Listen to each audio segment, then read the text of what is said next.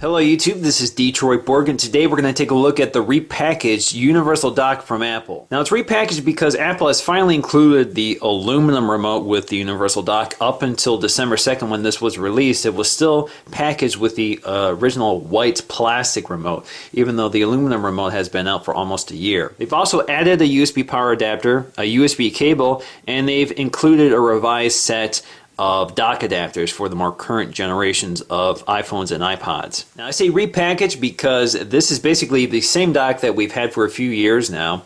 It's compatible with the iPhone and all versions of the iPod that support the 30-pin dock, so that goes all the way back to the third generation iPod. Let's just take a look around the packaging. Again, you can see the aluminum remote along with the universal dock itself, along with an adapter already installed, the USB cable, one of the adapters. On the side we have mention of the included USB power adapter, and that's the US version.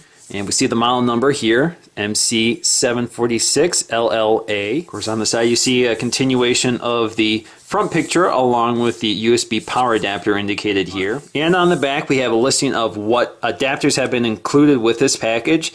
So we have adapter number, looks like number 19 for iPhone 4, adapter number 15 for 3G and 3GS.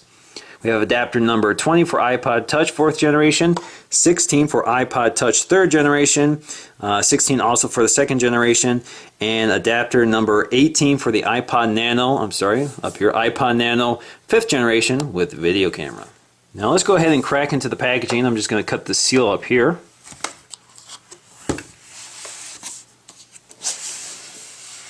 Alright, so we have the aluminum remote up here. We have the dock down here. All the other accessories should be underneath. Alright, so we have, looks like a manual and the Apple 1-year limited warranty. And that's all. Of course, there are no Apple stickers because this is an accessory, and generally Apple doesn't include those with accessories. And in the bottom we see all these nice dock adapters neatly aligned. You can see number 15, 16, 18, 19, and 20. So if we pull one out, you can see they have little plastic wrappers on. In fact, I'm just going to leave these on because I'm not going to use them. We have the USB cable. Again, I don't need this. I already have plenty of these. And the power adapter. There we go. So this is not the compact adapter. This is just the standard adapter we've seen for years now. This came with the original iPhone. So again, you just connect the USB cable here and plug it into the wall, and these do fold out. First, let's take a look at the remote. Let's peel the plastic off. So you can see it's something we're very familiar with. Again, it's just the solid unibody aluminum remote. Has the infrared sensor up here, has the directional D-pad up here. This is not a scroll wheel. This is simply a directional wheel. You can see it's raised now, which is a design change from the first aluminum remote. And these are indented. That's the menu, and that's the play, which is flush. So you can see I have plenty of Apple remotes now, and I bet you can't tell which one is different than the others. If you guess the middle one, you're right, and that's because it has a flush D-pad or directional click pad. You can see it's completely flush to the surface, while the new generation has a raised surface. This one actually came with my Apple TV. Otherwise, they're all the same. Now let's get the plastic off the universal dock. Now, if we take a really close look at the dock itself, you can see there are these connector points for the dock adapters, 2 here and 1 back here. You can see the 30-pin dock. It's sort of mounted in there. It's very stiff. It doesn't flex.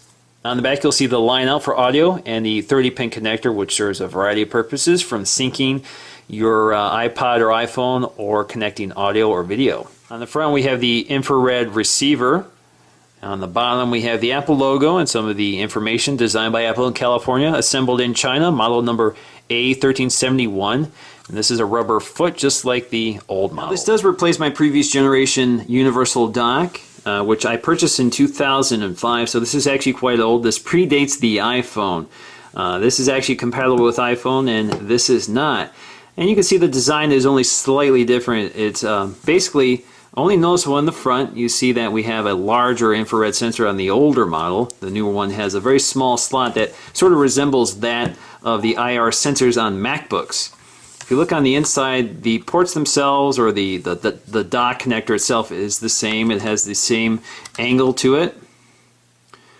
Nothing really unique there. And of course, the universal dock connector system is the same. So we have the same pins here, same pin in the back to hold the adapters in. On the bottom, of course, there is a difference. We have iPod on the original, and just Apple logo here, and that's because this is compatible with more than just the iPod. Now, if we look at the back, we can see that the original dock had an S-video connector, and that's because in order to output video from an iPod, you had to use this S-video connection.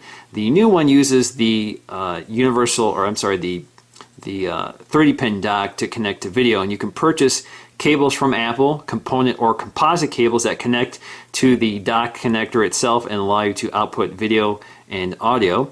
And of course, the audio outputs are available here. And otherwise, the dimensions are the same. Again, the same thickness, width, depth, everything is all the same. Now let's go ahead and connect a USB cable. I have this cable connected to my iMac, so let's just plug it in. And I'm going to use a dock adapter. I'm not going to use Apple's dock adapter because I have an iPhone 4 with a Switch Easy capsule Rebel case, and it won't fit with a dock adapter, but Switch Easy does supply one. Just snap that in and connect the iPhone. So you can see it connected, and now it's charging, and now it's syncing. So this is much better than what my universal dock used to do. Alright, I'm going to swipe to stop the sync. I'm going to take this USB cable, connect it to the old dock,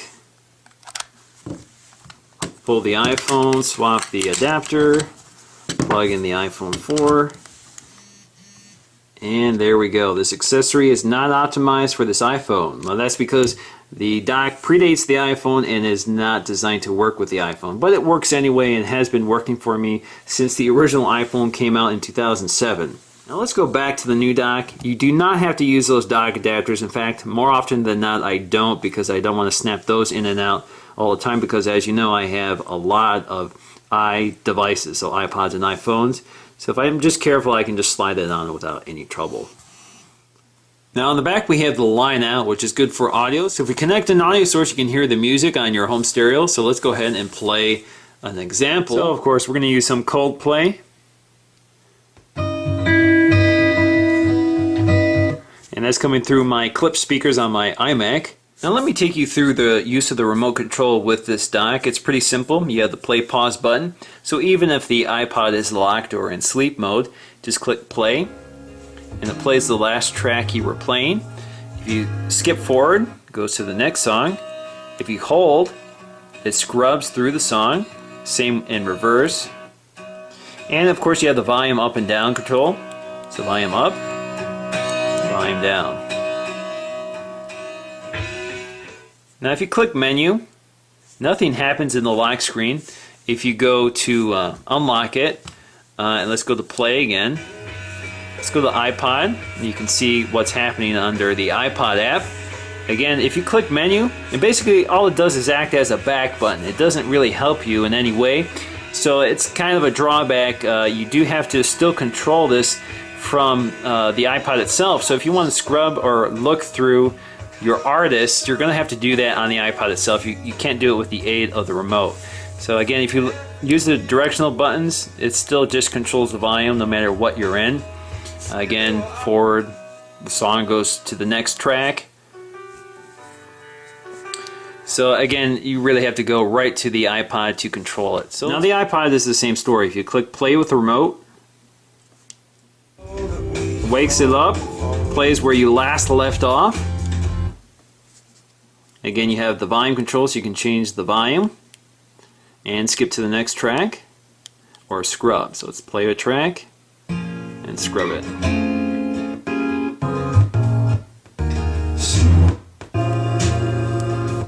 So there you go. Now it's the same story with the 6th generation Nano. Again, just click play.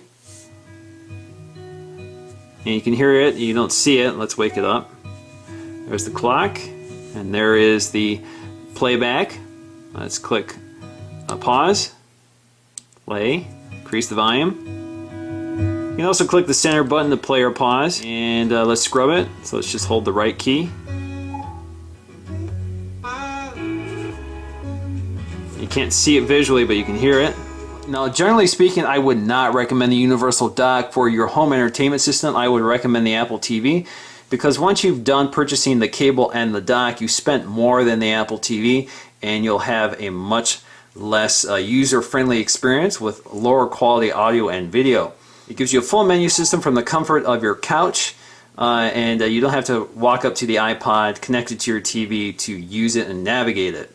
And of course, Apple TV brings you a lot more features such as Netflix, iTunes rentals, and that sort of thing. Once again, guys, this is Detroit Board with a look at the repackaged universal dock for the iPod and iPhone. Thanks for watching.